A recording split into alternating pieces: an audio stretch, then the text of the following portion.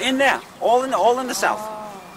That means, guys, that the platform is still the same as it was. The only thing that's different is the scenery on it, the furniture. Is this what you said was 35 acres? This is 35 acres. They say it's the largest religious structure ever made by one man in the history of the world. Karnak is bigger, but it was made over 2,000 years. Herod made the platform.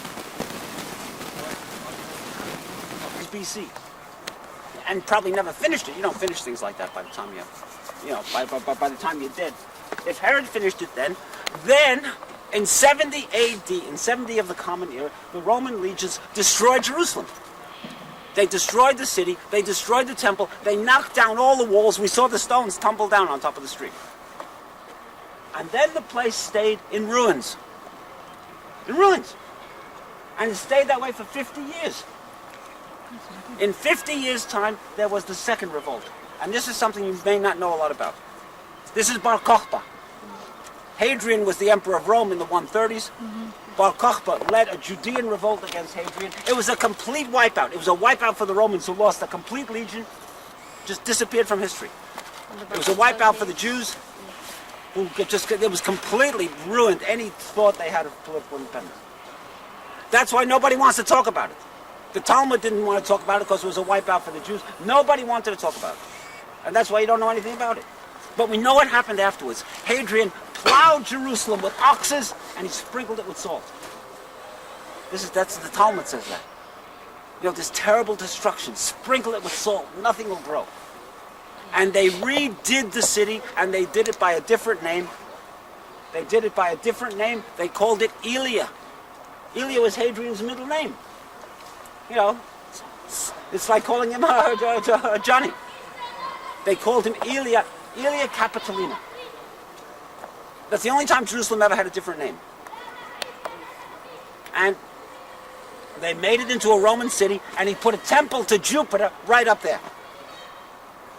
In place of the Greek. The Greek god in place of the temple. And that stayed for a couple of hundred years. And then, in the year 330, the Emperor Constantine converted to Christianity. Constantine the Great, the emperor, he did two things important. He converted to Christianity and made Christianity illegal and then an official religion in the empire. Before that, there were martyrs all over the place. Yeah, but the reason that he went ahead and he did that, okay. He did it. But do you have to because he said, God, I'll become... The first thing the Christians did is to wipe out all of this pagan stuff. They didn't want anything to do with the pagans. And the temple was destroyed. Completely. And not only was it destroyed, this whole area, 35 acres, for the Christians, became a garbage dump. Nice. We know about these from the history books. And it's so unimportant. It's so unimportant that I'll show you our friend the map again, everybody. Remember him? We sat yesterday on this map, and already on this map we've seen. Remember? We already saw, this map is so good, I've done it house to house, even though it's the middle of the 6th century. This map is sensational. And we already did Jaffa Gate, and we saw the big tower, and we saw the little tower next to it, which used to be here, and here's David Street, and that takes us to the Cardo. And the Cardo goes to Damascus Gate with the 2 towers, and here's the big church on Mount Zion, and here's David's tomb, and here's the Lion's Gate and the Church of St. Anne. I know this map. In this map, where's the Temple Mount? That. Symbolically. You see that? Yes. Now, but you know what it should be? You take a look at the geography of Jerusalem. You want to know how big this thing really should be? Take a look at the real map. On the real map, this thing is in green. Look at it.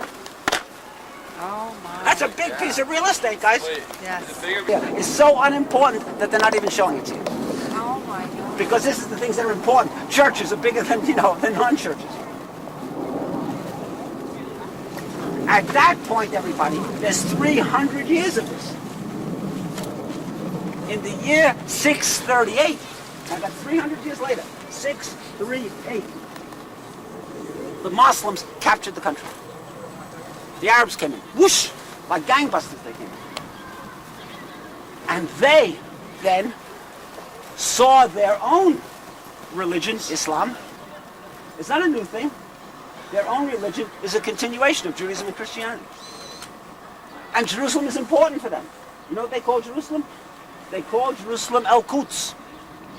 You know what Quds is in Hebrew? Kadosh, the holy city. So they came and they needed, in Jerusalem, they needed a place to make the Muslim state. So what did they want? They wanted a place that they could say, this will now be a Muslim place. This is your question, Brian. A Muslim place. What did they find? You know the 3 rules for building a hotel? Location. Remember? Location, location, location. So what they find? They found 35 acres of this first-class real estate right in the middle of the city, to which the Christians are indifferent. It's a garbage dump. And the Jews are very, very ambivalent. They're unsure. The Jews don't want to come up here anymore. Do you know why? Because it's the Holy of Holies. Yeah, but where was the Holy of Holies? It was in the temple. And where was that? Well, They don't know. That's why the Jews won't come up here. That's right. You know why they don't know? They used to know. Why don't they know? Because you got 300 years of garbage, you got 10 feet of shit. That's why. Literally. I'm telling you. It's the real truth. 300 years of garbage. What do you think you got? They don't remember anymore. That's why I've traveled with Jews who wouldn't come up here. Wasn't it the same way out there? No. There's 300 years of stuff in there. Whatever. Now, that's the whole point of the wall. Who did I promise that to? Gordon? Yeah. That's the whole point of the wall. What is it? It's safe. Ah, okay. It's safe. Okay. At this point, us right here, guys, since we don't know exactly where the temple is, we could right now be in this cube of space. Is that the building? Who cares about the building? But wasn't the rock the place? Yeah, but the rock could be anywhere here. We don't know what's going on under That's there. not. That may not be the rock. That certainly is a rock, but it may not be the rock. The rock. Yeah. It could be. Okay. And the Bible doesn't say he built on a rock. He says he built on a mountain. The mountain's also got dirt on it. But I mean. So likely, that's more likely than this. Agreed. Yeah, okay. But since they don't know, this could be the space where God lives. You know what it means, the Spirit of God? Yes. Only the high priest went in, and only on Yom Kippur. You know what the Spirit of God does to you? It melts your face. Did you see the movie? Yeah. Remember that? Raiders of the Lost Ark. It melts your face. That's power. Is that why some Jews won't come up here? That's exactly why Jews won't come here. And that's why the wall became holy. Even though the wall has nothing to do with the temple, except it's a retaining wall holding up the platform, it's safe. It's safe. So an Orthodox or Hasidic Jew will never come up here? Right. Because they're afraid their face will Right. melt? No, because they're afraid of wealth. Oh, okay. No. That's the way of putting it. Yes. Okay. Yes. But wasn't the ark taken from? Not lives here. The Spirit of God lives in this place. So why would it matter if it's in 1 or 2 cubics of earth, 10 feet under shit? You want to know where it is. There's a place which has got holiness to it. Yes. Now the place is where God lives, with or without the ark. It's a dedicated area. God doesn't need the ark. The Spirit of God lives there. And is still there, and that's power. People feel, I don't feel this, but I've traveled with people who feel power. Who feel power, who feel the vibes from the columns. Isn't that sort of like guilty? Not guilty. No. It's like you get some that. people feel. Some people have antennas. But that's emotional. The mind. Right. The ark was considered that holy, but it's gone. It's in that warehouse, remember? It's in a warehouse way down there. Don't say this. But it's also mobile. No. I mean, Well, it was taken by the Philistines, right? no, it was taken by the Babylonians. Babylonians. It was taken by the Babylonians in 586 when they destroyed Jerusalem and never seen again. Walter, now I read, correct me if I'm wrong, that when the Israelis got this part of Jerusalem, that the Wailing Wall was filled with garbage. That's another problem. The Wailing Wall is a whole different problem. It was neglected, that's true. That's right. Okay. But it was small and neglected. The Western Wall Yes. itself was small and neglected. Yeah. Anyhow, guys, this place has been Muslim ever since. The Muslims, the Jews were uncertain about the place, so the Arabs took it over. And they built 2 great mosques, which I'll tell you about. Yes.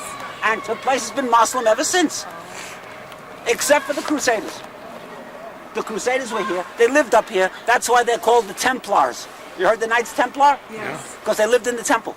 Because this building was here, and that building was here, and they lived in the buildings. Where were they from, the Knights Templar? The Crusade, they were from Germany and from France and from I England. mean, the Templars specifically. Were they? The Templars were French, French. essentially. But these orders were all mixed, but they were essentially French.